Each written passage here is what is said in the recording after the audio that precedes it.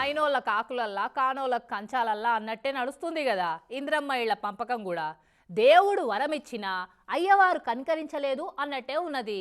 అసలైన పేదోళ్ళకి ఇండ్లు పక్కా ఇస్తామని సర్కారోళ్ళు చెప్తున్నా వాళ్ళకి నచ్చినోళ్ళకే ఇండ్లు మంజూరు చేస్తున్నారట. మరి పూరి గుడిసెలో ఉండే నాకు ఇంద్రమ్మ ఇళ్ళు ఎందుకు ఇయ్యరు అని ఊరి గ్రామ పంచాయతీ ఆఫీస్ ముంగట ఎట్లా నిరసన చేస్తుండో చూడు గీ పెద్దన్న. ఇందిరమ్మ ఇండ్లు అర్హతలున్న పేదోళ్ళ కంటే ఎక్కువ అయినోళ్లకు కావాల్సిన వాళ్ళకే ఇస్తున్నారని చెప్పి చాలా ఊర్లలో పంచాయతీలు నడుస్తున్నాయి కదా. ఇక ఇది కూడా అసంటి పంచాయతీ అయితే అందరి లెక్క కాకుండా జరంత ఇరైటిగా నిరసన చేసిరు వీళ్ళు.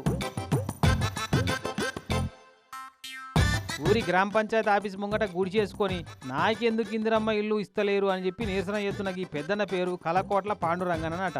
ఊరేమో సూర్యాపేట జిల్లా ఏనుబాముల. ఈయనకు ముగ్గురు ఆడిపిల్లలు, బతికేదేమో ఇగో ఈ గుడిసెల. వానొస్తే గురుస్తుంది, ఎండొస్తే ఎండుతుందట.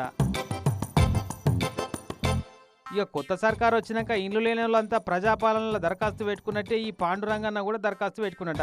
ఇక మొదటి లిస్టులో పేరు వచ్చిందని సంబరం కూడా అయిందట. కానీ ఆఖరి జాలకు లిస్టులోకి వెళ్ళి పేరే తీసేసిరట. అంతేనా పాండన్న? ప్రజాపాలన అయిపోయినాక 4 డమ్ములు వచ్చారు సార్ నాటికి.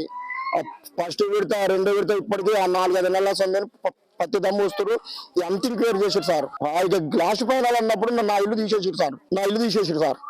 భూములు ఇల్లు ఉన్న వాళ్ళకి ఇచ్చారు సార్. ఇల్లు ఉండేది గుడిసెలా, చేసేది కూలినాలి పని. ముగ్గురు ఆడిపిల్లలు. ఇక ఈ వీళ్ళు పేదోళ్ళే అనేందుకు ఇంతకంటే ఎక్కువ ఏం సాక్ష్యం కావాలనో. ఈ ఊళ్ళో ఇందిరమ్మ ఇండ్ల అర్హులను సెలెక్ట్ చేసిన వాళ్ళకు ఆఖరి లిస్ట్ లో ఉన్న ఆ 33 మందిల ఇల్లు జాగాలు ఉన్నోళ్ళే చాలా మంది ఉన్నారట. ఫస్ట్ లిస్ట్ లో మా డాడీ పేరు వచ్చింది. లాస్ట్ కి ఫైనల్ కి వచ్చేసరికి మా ఇల్లు తీసేశారు. అప్పుడు మా నాన్న వీళ్ళ కాడికి 10 టైమ్స్ తిరిగాడు. తిరిగినాక మాకేం తెలియదు అని అంటే, ఉన్న వాళ్ళకి ఇసురు, లేని వాళ్ళకి ఇసురు, కానీ మాది ఉత్తదే పూరి గుడిసె సార్, మాకెందుకు ఇవ్వరు? కావాలని మా పేరు తీసేపిచ్చారు. మాకు ఇల్లు వచ్చేదాకా ఇక్కడికి వెళ్ళి కదిలే ముచ్చటే లేదని ఆయనత కూర భూవాల గిన్నెలు కూడా పట్టుకొచ్చి ఇక్కడనే తింటున్నారు అంతా. మరి ఈ పాండురంగన్ వాళ్ళ ఫ్యామిలీకి ఇల్లు మంజూరు చేస్తారో లేదో అధికారులు చూడాలి.